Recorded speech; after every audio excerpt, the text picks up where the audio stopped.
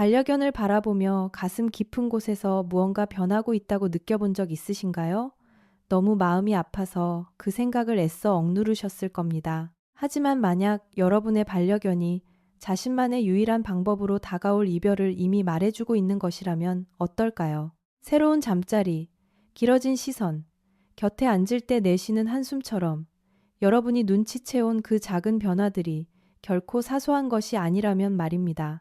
그것이 여러분 인생에서 가장 중요한 작별 인사이자 이미 시작된 이별의 과정이라면 어떨까요? 오늘 저는 수의사, 호스피스 돌봄 전문가, 그리고 먼저 아이를 떠나보낸 보호자들이 말하는 생의 끝자락에 다다른 반려견들의 가슴 아픈 10가지 징후에 대해 말씀드리려 합니다. 어떤 징후는 조용히 다가올 것입니다. 어떤 징후는 여러분의 마음을 무너뜨리겠지만 이 모든 것은 너무나도 중요합니다. 여러분에게 모든 것을 주었던 반려견이 이제 사랑이라는 이름으로 할 수 있는 가장 어려운 일을 부탁하고 있기 때문입니다. 아이를 똑바로 바라봐 주는 것, 곁에 머물러 주는 것, 마지막 가는 길까지 온 마음을 다해 사랑해 주는 것 말입니다. 마지막까지 제 이야기에 귀 기울여 주세요. 마지막 징후는 모든 보호자분들이 평생토록 기억하는 순간이니까요. 첫 번째, 평소와 달리 고요함을 찾습니다. 가장 먼저 나타나지만 쉽게 지나치게 되는 징후 중 하나는 문 앞에서 반겨주고 방마다 졸졸 따라다니며 모든 일에 참견하던 아이가 갑자기 조용한 구석을 찾기 시작하는 것입니다. 침대 밑, 복도에서 가장 시원한 타일 위, 혹은 한 번도 들어간 적 없는 옷장 안 같은 곳 말입니다. 이것은 여러분을 피하는 것이 아닙니다. 오히려 그 반대입니다. 아이의 몸이 예전에는 필요하지 않았던 깊은 휴식을 요구하고 있는 것입니다. 수의학 호스피스 전문가들은 이를 초기 철회 단계라고 부릅니다. 몸의 에너지가 떨어지면서 반려견들은 본능적으로 자극을 피해 얼마 남지 않은 에너지를 아끼려 합니다. 빛은 더 눈부시게 느껴지고 소리는 더 크게 들리며 때로는 사랑의 손길조차 버겁게 느껴질 수 있습니다. 이것이 여러분을 덜 사랑한다는 뜻은 아닙니다. 여러분과 함께하는 시간의 또 다른 단계로 접어들고 있다는 뜻입니다. 이제는 놀이보다 평안과 고요함이 더 소중해진 단계입니다. 이 조용한 공간에서 아이를 억지로 꺼내려 하지 마세요. 아이에게 다가가 곁에 앉아주세요. 여러분의 존재 자체가 아이의 휴식의 잔잔한 배경음악이 되게 해주세요. 두 번째, 평소와 다른 식욕의 변화입니다. 음식은 반려견의 건강 상태를 보여주는 가장 정직한 지표입니다. 10년에서 12년 동안 늘 맛있게 밥을 먹던 아이가 갑자기 제일 좋아하는 음식에 흥미를 잃었다면 이는 무언가 심각한 상황을 말해주고 있는 것입니다. 식욕 부진은 대개 몸의 기능이 서서히 멈춰가고 있다는 첫 신체적 징후 중 하나입니다. 어떤 아이들은 닭고기나 쌀밥, 치즈 한 조각 같은 특별한 음식은 아주 조금 먹기도 합니다. 하지만 어떤 아이들은 모든 음식을 거부합니다. 수의사들은 노령견의 식욕 변화가 급격한 건강 악화의 몇 주 혹은 몇 달 전부터 나타날 수 있다고 말합니다. 아이의 몸은 이제 소화보다 더 중요한 일에 에너지를 쓰기 시작한 것입니다. 만약 아이가 사료는 먹지 않으면서 사람 음식에는 눈을 반짝인다면 그것은 여러분에게 주어진 유예 기간입니다. 그 시간에 마음껏 기대어 주세요. 지금은 완벽한 영양 균형을 걱정할 때가 아닙니다.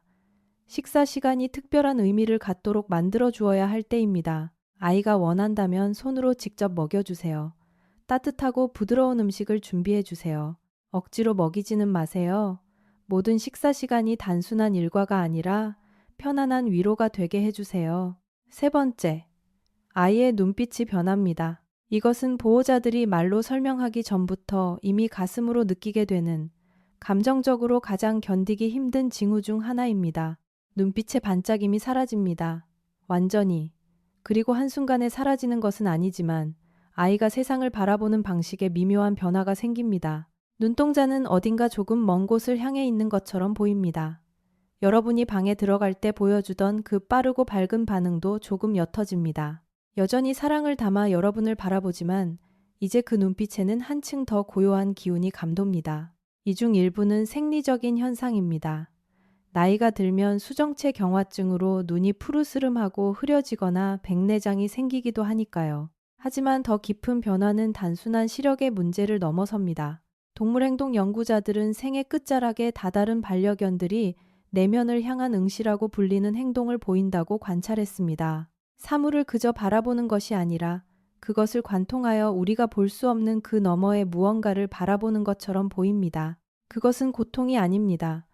오히려 순응하고 받아들이는 것에 더 가깝습니다. 아이와 조용히 눈을 맞추는 시간을 가져보세요.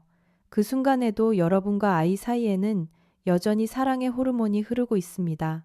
아이의 눈빛은 흐려졌을지 몰라도 그 안에 담긴 사랑은 결코 흐려지지 않았습니다. 네 번째, 곁에 있기를 간절히 원하다가 갑작스럽게 혼자만의 시간을 찾습니다. 마지막을 향해 가는 반려견들은 종종 보호자를 혼란스럽게 하는 행동 패턴을 보입니다. 며칠 혹은 몇 주 동안 평소보다 훨씬 더 보호자에게 의지하려 할 수 있습니다. 어디든 따라다니고 여러분의 발 위에 머리를 얹거나 방을 나설 때면 작게 낑낑거리기도 합니다. 자신에게 남은 시간이 얼마 없다는 것을 직감하고 여러분과의 시간을 차곡차곡 모아두려는 것입니다. 그러다 때로는 아주 갑작스럽게 변합니다. 아이는 뒤로 물러납니다. 조용한 구석을 찾고 누군가 만지는 것을 원하지 않게 됩니다. 이것은 여러분을 거부하는 것이 아닙니다. 자신의 마지막 날들을 감지한 많은 동물들에게서 볼 수 있는 아주 오래되고 본능적인 행동입니다. 야생의 개과 동물들은 무리를 보호하고 방해받지 않은 채 마지막 순간을 보내기 위해 종종 무리에서 스스로 떨어져 나오곤 했습니다. 여러분의 반려견 역시 그 생물학적 본능을 여전히 간직하고 있는 것입니다. 이런 모습을 보게 되더라도 서운해하지 마세요. 두 가지 모습 모두를 존중해 주세요. 아이에게 의지하려 할 때는 원하는 만큼 곁을 내어주세요. 혼자만의 공간을 원할 때는 그 고요함을 지켜주세요. 이 두 가지 모두 아이들만의 언어로 표현하는 사랑입니다. 다섯 번째, 예전에는 없었던 활동성의 변화입니다. 노령견은 자연스럽게 움직임이 느려지지만 단순히 나이가 들어 몸이 뻣뻣해지는 것과 생의 마지막에 찾아오는 쇠약함에는 차이가 있습니다. 일어설 때 다리를 떨거나 바닥에서 일어나는 것을 힘들어하고 걸음걸이가 흔들리거나 불과 일주일 전만 해도 잘 오르내리던 계단을 갑자기 오르지 못하는 모습들을 주의 깊게 살펴야 합니다. 어떤 아이들은 소파에 뛰어오르는 것을 멈춥니다. 어떤 아이들은 침대에 올라가는 것을 포기합니다. 자연스럽게 엎드리는 대신 힘이 빠진 듯 옆으로 스르르 쓰러져 눕는 아이들도 있습니다. 수의사들은 이를 점진적인 고유수용성 감각 상실이라고 설명합니다. 공간 속에서 자신의 팔다리가 어디에 위치해 있는지 인지하는 신체의 능력이 떨어지는 것입니다. 또한 생의 마지막 몇 달 동안에는 근육량, 특히 뒷다리의 근육이 눈에 띄게 빠르게 줄어듭니다. 아이의 뒷다리가 눈에 띄게 가늘어졌다고 느끼실 수도 있습니다. 등선이 움푹 들어갈 수도 있습니다. 척추뼈가 예전보다 더 도드라져 보일 수도 있습니다. 여기서 중요한 것은 바로 이것입니다. 이러한 변화에 맞서려 하지 마시고 아이를 도와주세요. 아이가 좋아하는 자리에 부드럽게 안아서 올려주세요. 바깥 공기를 쐬고 싶어 한다면 안아서 데리고 나가주세요. 미끄러지지 않도록 카펫이나 매트를 더 깔아주세요. 이제 여러분의 집을 아이를 위한 호스피스 공간이라고 생각해 보세요. 아이의 자립심이 아닌 오직 아이의 편안함을 위해 맞춰진 공간으로 말입니다. 아이들은 평생을 바쳐 여러분에게 자신의 힘을 나누어 주었습니다. 이제는 여러분의 힘을 아이에게 나누어 줄 차례입니다. 여섯 번째, 호흡과 안정 시 심박수의 변화입니다. 이것은 의학적인 징후이지만 모든 보호자가 반드시 알아두어야 할 사항입니다. 생의 마지막 몇 주 동안 많은 반려견들이 호흡 패턴에서 미세한 변화를 보이기 시작합니다. 어떤 아이들은 쉴 때 예전보다 호흡이 빨라집니다. 어떤 아이들은 더 깊고 무거운 호흡을 합니다. 조용히 숨을 쉬다가도 멈칫하는 순간이 확연히 느껴질 정도로 호흡을 멈추는 아이들도 있습니다. 수해 완화 의료 전문가들은 안정 시 호흡수가 노령견이 편안한지 혹은 고통스러운지를 보여주는 가장 신뢰할 수 있는 지표 중 하나라고 말합니다. 건강한 반려견은 보통 쉴 때 1분에 10번에서 30번 정도 숨을 쉽니다.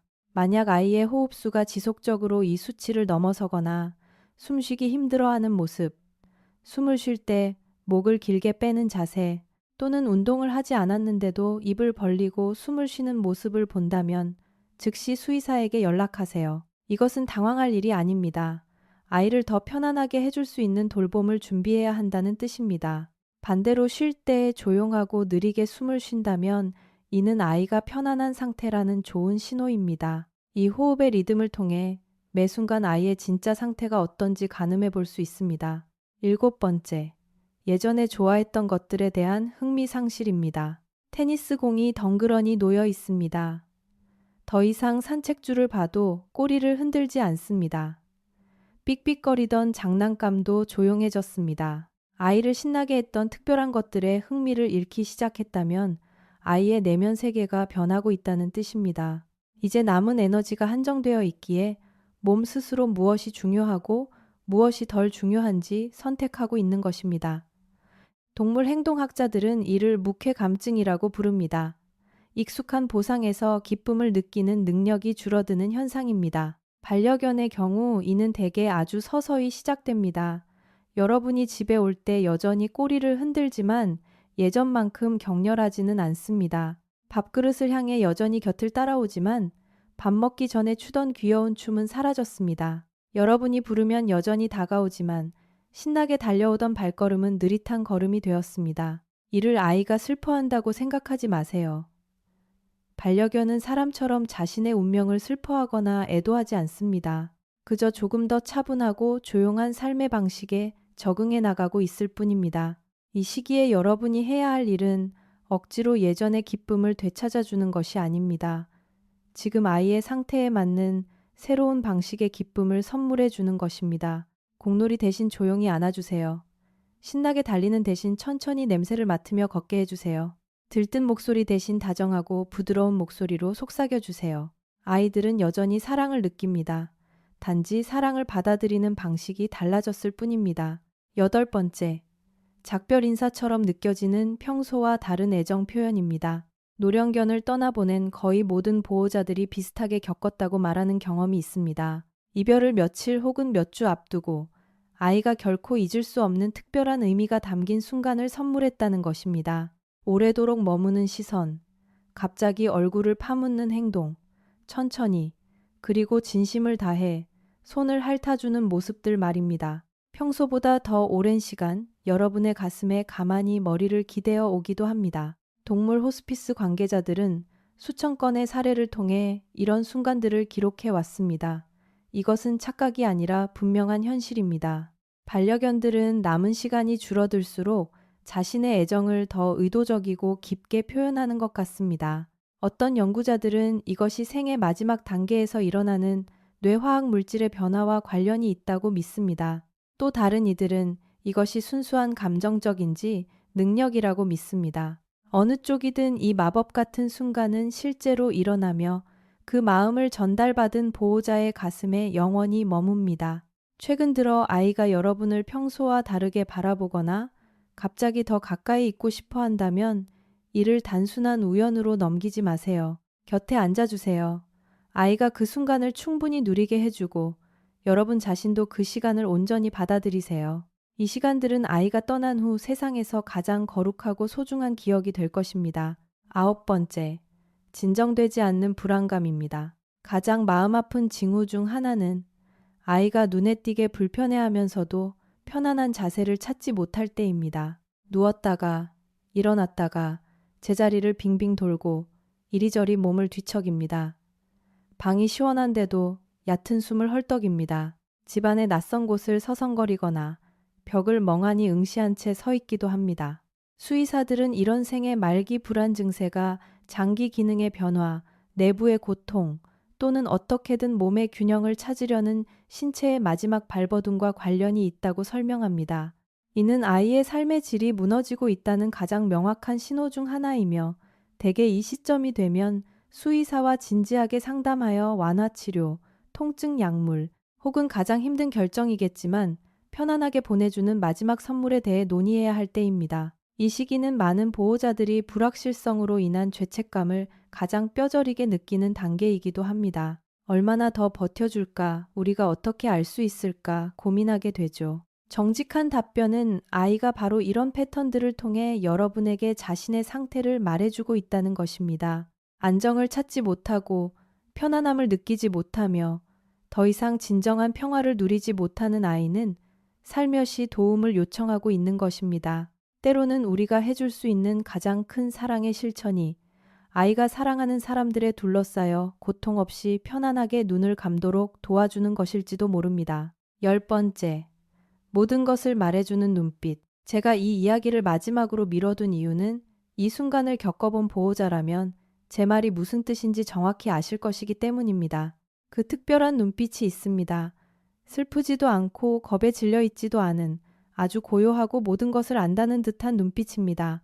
숨을 거두기 직전의 한 시간일 수도 있고 떠나기 며칠 전일 수도 있습니다. 아이는 이전의 그 어떤 때와도 완전히 다른 한없이 부드럽고 깊은 눈망울로 여러분과 시선을 맞춥니다. 그리고 여러분은 직감적으로 가슴 깊은 곳에서 그것을 깨닫게 됩니다. 어떤 보호자들은 그 눈빛을 고맙다는 인사라고 말합니다. 어떤 분들은 이제는 떠나도 좋다는 허락을 구하는 것이라고 말합니다. 또 어떤 분들은 반려견과 함께한 시간 중 가장 평화로웠던 순간이라고 말합니다. 인간과 동물의 유대감을 연구하는 학자들은 생의 마지막 단계에 접어든 반려견들이 주 보호자와 눈을 맞추는 횟수가 늘어난다는 사실을 확인했으며 일부 수의학 문헌에서는 이를 임종전 명욕이라고 부르기도 합니다. 그 짧은 시간 동안 아이들은 남은 기력을 한데 모아 자신이 가장 사랑하는 사람에게 온전히 집중하며 결코 잊을 수 없는 마지막 교감의 순간을 선물하는 듯합니다. 아이에게서 이 눈빛을 보게 된다면 시선을 피하지 마세요. 그 눈을 마주쳐 주세요. 눈물이 흐르도록 내버려 두세요. 소리내어 아이에게 정말 착한 강아지였다고 말해주세요. 아이가 너무 자랑스럽다고 말해주세요. 이제 다 괜찮다고 말해주세요. 반려견들은 우리가 생각하는 것보다 훨씬 더 많은 것을 이해합니다. 그리고 그 순간 여러분의 목소리는 아이가 이 세상에서 필요로 하는 마지막 위로가 될 것입니다. 이런 징후들을 보게 된다면 어떻게 해야 할까요? 여러분의 반려견이 이 목록의 행동 중 몇 가지를 보인다면 다음의 것들이 가장 중요합니다. 첫째, 수의사에게 연락하세요. 완화치료법은 예전보다 훨씬 더 발전했으며 어느 단계에서든 아이를 더 편안하게 해줄 수 있습니다. 진통제, 식욕 촉진제, 푹신한 잠자리, 침술치료, 보행보조기구 등 모든 방법이 열려 있습니다. 이 중 그 어떤 것도 결코 유난을 떠는 것이 아닙니다. 둘째, 아이의 새로운 상태에 맞게 집안 환경을 바꿔주세요. 고개를 숙이지 않도록 물그릇을 어깨 높이로 올려주세요. 미끄럼 방지 매트를 깔아주세요. 보호자 곁에 오려고 무리하게 걷지 않도록 여러분 가까이에 아이의 잠자리를 마련해 주세요. 조명은 부드럽게 유지하고 집안의 분위기를 차분하게 만들어주세요. 이것은 버릇을 나빠지게 하는 것이 아닙니다. 아이를 온전히 존중해주는 일입니다. 셋째, 당신의 일과보다 아이의 곁에 머무는 것을 우선순위에 두세요. 취소할 수 있는 일정은 취소하고 가능하다면 재택근무를 하세요. 바닥에 아이와 함께 앉아주세요. 휴대폰은 잠시 내려놓으세요. 아이에게 다정하게 말을 걸고 아이가 좋아하던 음악을 작게 틀어주세요. 이 몇 주간의 시간은 여러분이 살아온 그 어떤 시간보다 더 큰 의미를 가질 것입니다. 남는 시간이 아니라 온전한 당신의 시간을 내어 함께 보내세요. 넷째, 마지막 순간이 오면 스스로를 믿으세요. 어떤 아이들은 자는 동안 조용히 세상을 떠납니다. 어떤 아이들은 고통을 피하기 위해 따뜻하고 부드러운 의학적 도움이 필요할 수도 있습니다. 사랑으로 내린 결정이라면 그 어떤 것도 틀린 선택이 아닙니다. 수많은 가족들의 마지막을 지켜본 수의사들과 호스피스 관계자들은 진실을 알고 있습니다. 반려견들은 사람처럼 죽음을 두려워하지 않습니다. 아이들이 두려워하는 것은 고통이고 혼자 남겨지는 것입니다. 여러분이 이 두 가지를 없애준다면 아이에게 상상할 수 있는 가장 평화로운 마지막 길을 선물한 것입니다. 그리고 아무도 말해주지 않는 진실이 있습니다. 아무도 여러분에게 미리 경고해주지 않는 것이 있죠. 반려견을 잃은 슬픔은 다른 어떤 상실의 슬픔과도 다르게 다가옵니다. 반려견은 그저 집안에 머무는 존재가 아니기 때문입니다. 아이들은 여러분의 일상과 숨결 속에 살고 있습니다. 그들은 모든 평범한 순간들 속에 깊숙이 짜여 있습니다. 아침의 눈부심, 즐거운 산책, 푹신한 소파, 포근한 침대, 그리고 여러분을 반기던 현관문까지 말입니다. 아이가 떠나고 나면 그 모든 일상의 공간과 리듬 속에서 오랫동안 아이의 메아리가 울려 퍼질 것입니다. 하지만 여기 또 다른 진실이 있습니다. 당신이 사랑한 모든 반려견은 당신에게 더 온전히 사랑하는 법, 이 순간에 오롯이 머무는 법, 아주 작은 것들을 알아채는 법, 마음껏 애정을 표현하는 법, 그리고 현재를 살아가는 법을 가르쳐 줍니다. 작별 인사는 인간의 마음이 치러야 할 가장 무거운 대가 중 하나지만 반려견을 사랑하고 또 떠나보낸 거의 모든 사람들이 똑같이 말합니다. 망설임 없이 매번 기꺼이 다시 그 길을 걷겠다고 말입니다. 여러분의 반려견이 지금 이런 징후들을 보이고 있다면 제 말을 마음 깊이 새겨주세요. 이렇게 미리 알아가며 준비하는 것은 너무나도 잘하고 계신 일입니다. 마지막을 준비한다고 해서 아이를 배신하는 것이 결코 아닙니다. 다가올 일을 이해한다고 해서 아이의 남은 시간이 줄어드는 것도 아닙니다. 당신은 훌륭한 반려견이 보호자에게 받아야 할 가장 마땅하고 아름다운 사랑을 실천하고 있는 것입니다. 아이를 똑바로 바라봐주고 곁을 지켜주고 마지막 순간까지 온 마음을 다해 사랑해주는 것 말입니다. 그리고 마침내 그 순간이 오면 언제가 되었든 세상 모든 생명체가 생의 마지막에 간절히 확인하고 싶어하는 단 한 가지 진실을 아는 채 떠날 것입니다. 자신이 선택한 단 한 사람에게서 조건 없이 그리고 완벽하게 사랑받았다는 그 따뜻한 진실 말입니다. 이 영상이 여러분 반려견의 여정을 더 명확하게 이해하는 데 도움이 되셨다면 이 위로가 필요한 다른 분들과 공유해 주세요. 노령견과 함께하며 아이의 걸음이 서서히 느려지는 것을 지켜보고 계신 분들께 말입니다. 좋아요와 구독을 눌러주시면 이런 가슴 아픈 이별을 앞두고 있는 더 많은 분들이 가장 필요한 순간에 이 영상을 찾아보실 수 있습니다. 그리고 여러분에게 진정한 사랑의 의미를 가르쳐준 너무나도 사랑스러운 아이의 이름을 아래 댓글로 남겨주세요. 제가 그 소중한 이름들을 하나하나 정성껏 읽어보겠습니다. 시청해주셔서 감사합니다.